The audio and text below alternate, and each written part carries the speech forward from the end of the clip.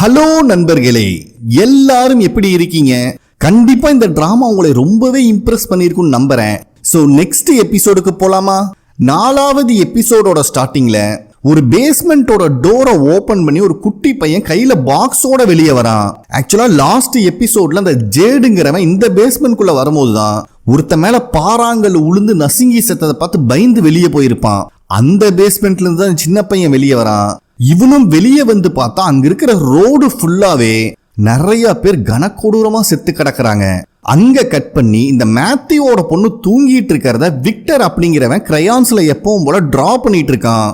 இவ பாவம் இந்த விக்டரோட முகரக்கட்டையை பார்த்துதான் கண்ணே முழிக்கிறான். அப்ப இந்த விக்டர் இருந்துட்டு சில சமயம் நம்மளுக்கு கனவு வரும், அது ஞாபகத்தில் இல்லாம மறந்தும் கூட போயிரும். ஆனா லேட்டரா தான் நம்மளுக்கே புரியும் வந்தது கனவு கிடையாது, அது நடக்க போற விஷயம் அப்படின்னு.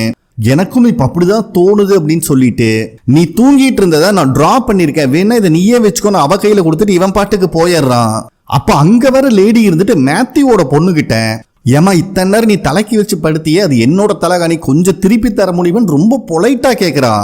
மேத்யூவோட பொண்ணு லாஸ்ட் நைட் வேற யாரோ என்கிட்ட இதை கொடுத்தாங்க, ஐ எம் சாரி, எனக்கு உங்க தலைகாணி தெரியாதுன்னு சொல்லும் போது இந்த லேடி இருந்துட்டு அதெல்லாம் இங்க ரொம்ப நார்மல்மா, சாரி எல்லாம் கேட்க வேண்டாம் அப்படின்னு சொல்லிட்டு கிளம்ப பாக்குறா. அப்ப மேத்யூவோட பொண்ணு இருந்துட்டு, பரவாயில்லைங்க, உங்க டேஸ்ட் ரொம்ப நல்லா இருக்கு, நீங்க போட்டிருக்கிற மாதிரியே எங்கிட்டயும் ஒரு டிஷர்ட் இருக்கு அப்படின்னு சொல்றான். பதிலுக்கு அந்த பொண்ணு வந்துட்டு ரொம்ப எல்லாம் கன்ஃபியூஸ் ஆகாத, இது உன்னோட டிஷர்ட் தான், உன்னோட சூட் கேஸ்ல இருந்தா நான் ஆட்டை போட்டேன் அப்படின்னு சொல்லிடுறா. இவளுக்கு என்ன பேசுறதுனே தெரியல. அதுக்கு அந்த பொண்ணு வந்துட்டு, இங்க இதுவும் ஒரு ரூல்ஸ் தான், எல்லாருமே எல்லா பொருளையும் ஷேர் பண்ணிக்கலாம் அப்படின்னு சொல்லிட்டு போயிடுறா. அதே டைம்ல ஹீரோ அந்த பனிஷ்மெண்ட் செல்லுகிட்ட வந்து பார்த்தா எப்பவும் போல அந்த மான்ஸ்டர்ஸ் பிராங்க கனக்கொடூரமா கொண்டிருக்கு. நார்மலா தோலை உரிக்கும், ஸ்பேர் பார்ட்ஸ் எல்லாம் ஆட்டையை போட்டு போகும். ஆனா பிராங்கோட 2 காலை வேற பிச்சு போட்டுட்டு போயிருக்கு. இத பாக்குற ஹீரோவே ஒரு மாதிரி ஆயிடுறான். அங்க கட் பண்ணி ரெஸ்டாரண்ட்ல இருக்கிற அசிஸ்டன்ட் காரனோட அம்மாவை காட்டுறாங்க. அவங்க பாவம் இறந்த ஹஸ்பண்ட் நினைச்சு ஃபீல் பண்ணி அழுதுட்டு இருக்கும் போது அந்த சாராங்கிற பொண்ணு கரெக்டா உள்ள வரா. இவங்க அழுதுட்டு இருக்கிறத பார்க்கும் போதே அவளுக்கு புரியுது, ஏன்னா எல்லாத்துக்கும் இவதான முக்கிய காரணமே, அந்த கில்ட்டினஸ் இவளுக்கும் இருக்கும். கரெக்டா அசிஸ்டன்ட் காரனோட அம்மாக்கும் தெரிஞ்சிருது பின்னாடி சாரா நிக்கிறான்னு. அதனால அவங்களும் சமாளிச்சுட்டு சரி வாமா நிறைய வேலை இருக்கு அதை பாப்போம் அப்படின்னு சொல்லிட்டு உள்ள போயிடுறாங்க.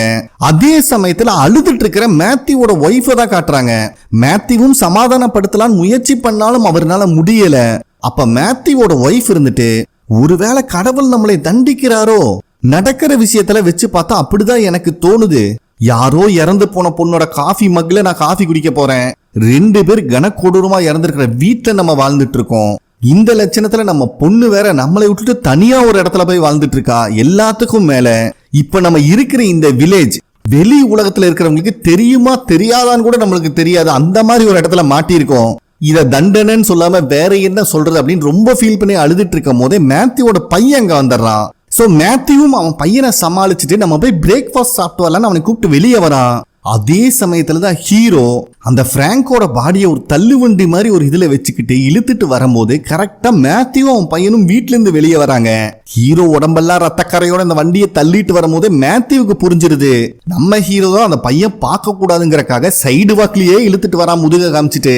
அப்ப அந்த குட்டி பையனும் ஷெரீப் அங்கிள் நான் வேணா உங்களுக்கு ஹெல்ப் பண்ணட்டுமா அப்படின்னு கேட்கும் போது, நீ சீக்கிரம் போய் சாப்பிடு இல்லைன்னா பிரேக்ஃபாஸ்ட் கிடைக்காது அப்படின்னு சொல்லிட்டு இவன் பாட்டுக்கு போயிடுறான்.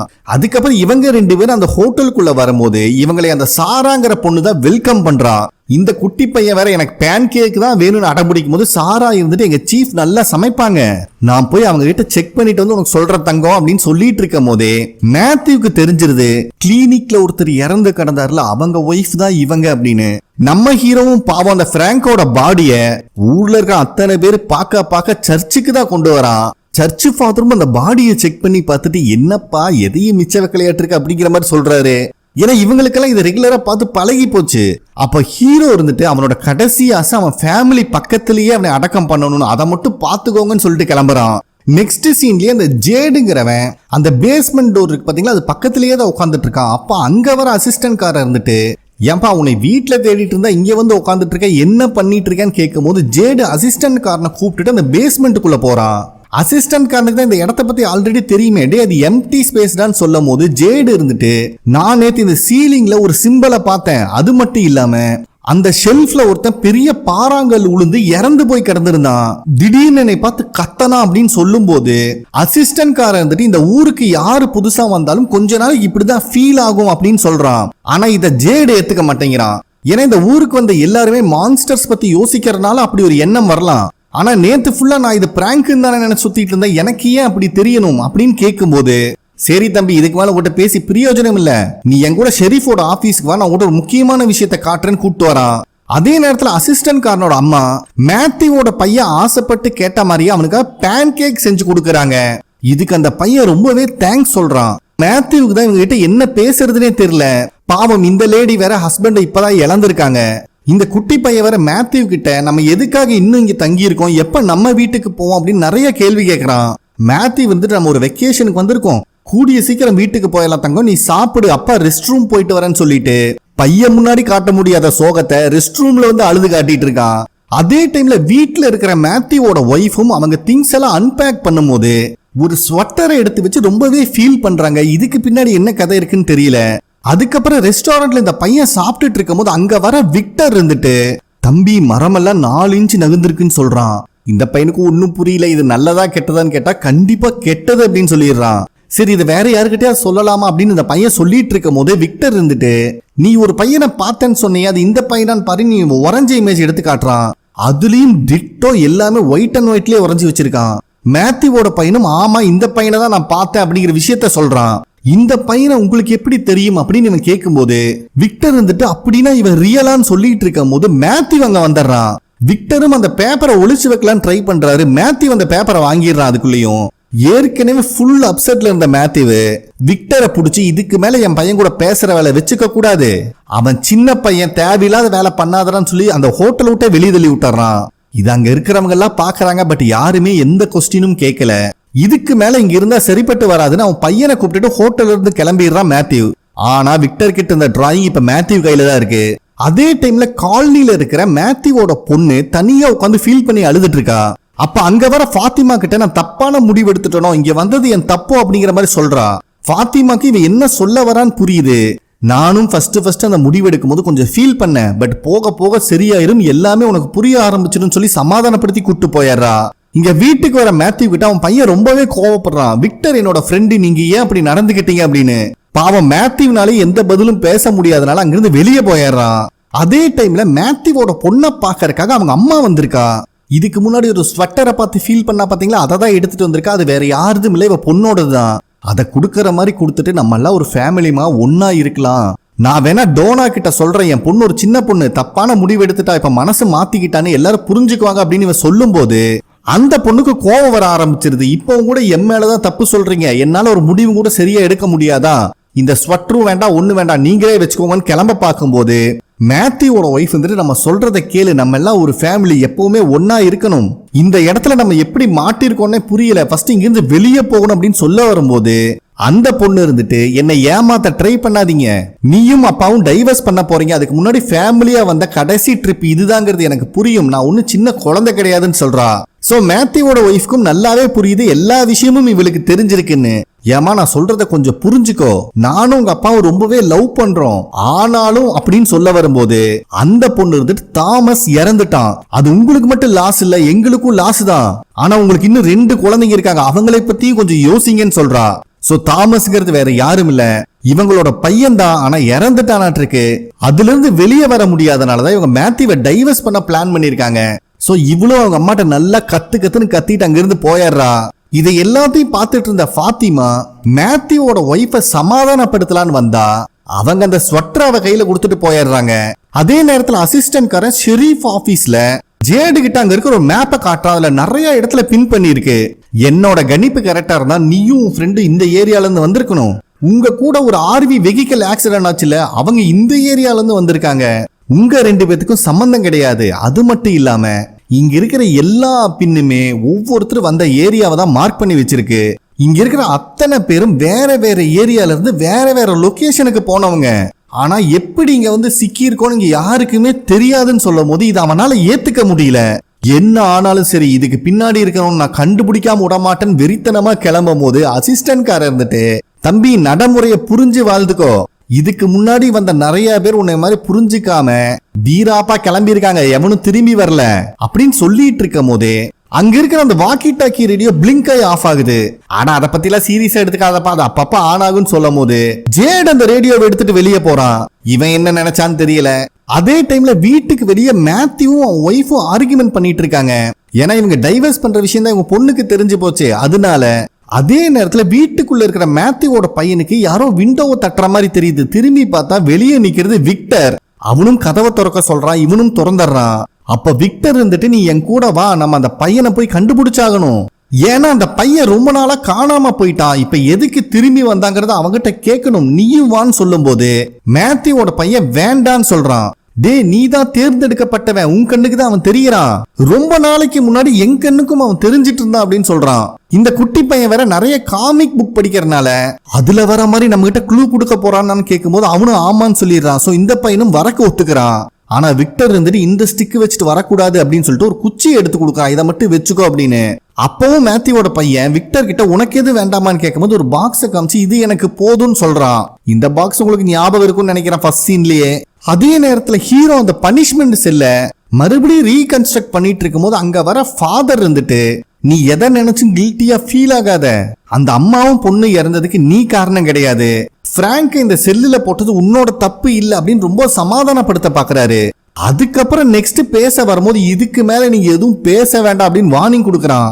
அப்ப ஃபாதர் இருந்துட்டு இதுல நீ கில்ட்டியா ஃபீல் பண்றதுக்கு ஒண்ணு இல்ல, அதை அவ விரும்ப மாட்டான்னு சொன்னோன்னே ஹீரோக்கு கோவம் வந்துருது.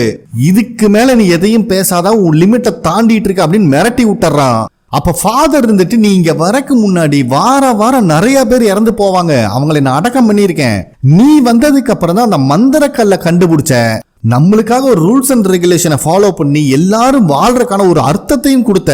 ஆனா அதுக்காக நீ பண்ண சாக்ரிஃபைஸ் ரொம்பவே பெருசு. என் கண்ணை மூடும் போதெல்லாம் அவன் மூஞ்சி தான் கண்ணுக்கு முன்னாடி வருதுன்னு சொல்லும் போது ஹீரோ இன்னும் கோவப்படுறான்.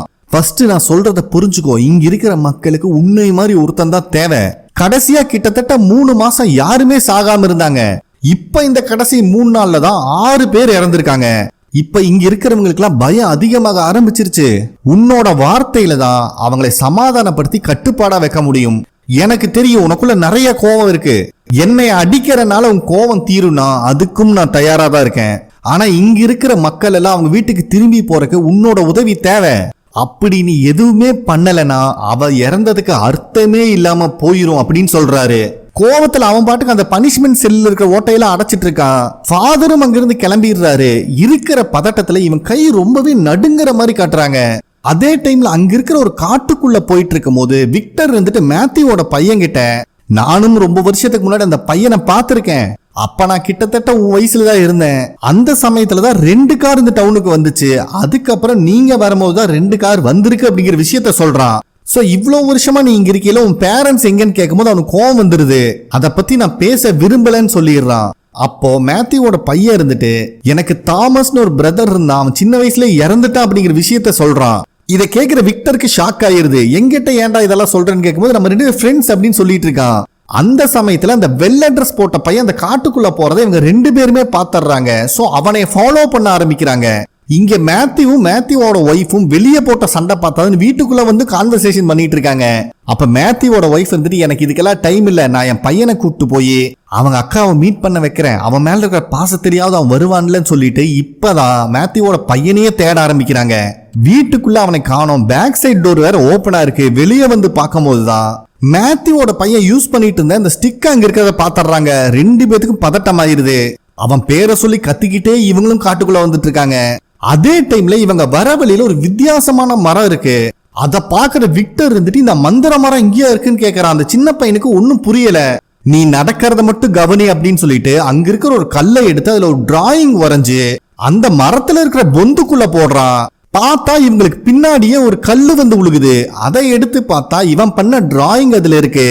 இத பாக்குற அந்த சின்ன பையன் ரொம்ப ஆச்சரியமாயிடுறான். அப்ப விக்டர் இருந்துட்டு அதனாலதான் இதை நான் மந்திர மரம்னு சொல்றேன், இதுல என்ன போட்டாலும் வெளியே வந்து உழுகும். ஆனா ப்ராப்ளம் என்னன்னா சில சமயம் இங்க பக்கத்திலேயே உழுகும், சில சமயம் தூரத்திலையும் உழுகலாம், சில சமயம் திரும்பி வராமலும் போகலாம் அப்படின்னு சொல்றான். அப்ப திடீர்னு விக்டருக்கு மட்டும் ஏதோ சத்தம் கேட்கிற மாதிரி ஃபீல் ஆகுது.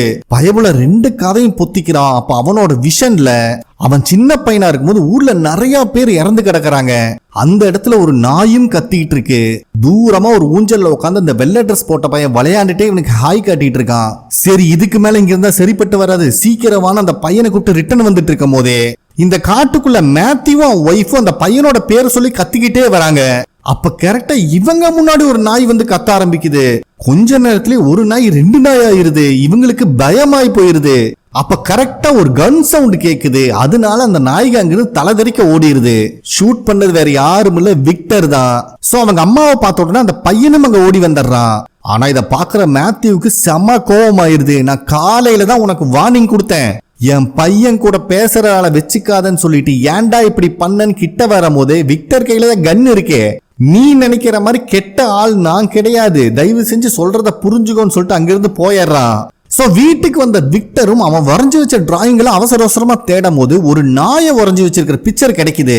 அதை பார்க்கும் போது மறுபடியும் அவனுக்கு அதே விஷயம் தான் தோணுது. ஊர்ல நிறைய பேர் செத்து கிடக்குறாங்க, ஒரு நாய் கனக்கூடமா கத்திட்டு இருக்கு. சின்ன வயசுல இருக்கிற விக்டரும் அங்க நின்னுட்டு இருக்கான். ஆப்போசிட்லயே அந்த வெள்ளை ட்ரெஸ் போட்ட பையனும் நின்னுட்டு இருக்கான். அதுக்கப்புறம் விக்டர் அங்க இருக்கிற ஷெல்ஃப் எல்லாம் தேடும் போது அவனுக்கு இன்னொரு டிராயிங் கிடைக்குது. அதை பார்க்கும் போது இவன் மூஞ்சி மாறுது. இப்ப இன்னொரு விஷயம் காட்டுறாங்க. நம்ம நினைச்சோம் ஒருத்தர் 2 பேர் செத்து கிடப்பான்னு, அந்த கிராமத்துல இருக்கிற மொத்த ஆளுகளும் செத்து கிடக்குறானுங்க. விக்டர் மட்டும் சின்ன பையனா அங்க நின்னுட்டு இருக்கான். ஆப்போசிட்ல ஒரு நாய் நின்னு கத்திட்டு இருக்கு. ஸ்ட்ரெயிட் ஆப்போசிட்ல அந்த வெள்ளை ட்ரெஸ் போட்ட பையனும் இருக்கான். அதுக்கப்புறம் அந்த வெள்ளை ட்ரெஸ் போட்ட பையன் நடக்க ஆரம்பிச்சோடனே நாய் அவனுக்கு முன்னாடி முந்திக்கிட்டு ஓடுது. சோ இந்த நாயும் அந்த வெள்ளை ட்ரெஸ் போட்ட பையனோடதாட்டு இருக்கு. இவனும் ஃபாலோ பண்ணி வந்தாங்க. வீட்டுக்கு முன்னாடி இருக்கிற இந்த சீசா மாதிரி குழந்தைங்க எல்லாம் விளையாடுவாங்க பாத்தீங்களா, அதுல உட்காந்து இந்த வெள்ளை ட்ரெஸ் போட்ட விளையாண்டு இருக்கான். விக்டரை வேற நீயும் வாடா சேர்ந்து விளையாடலான்னு கூப்பிடுறான்.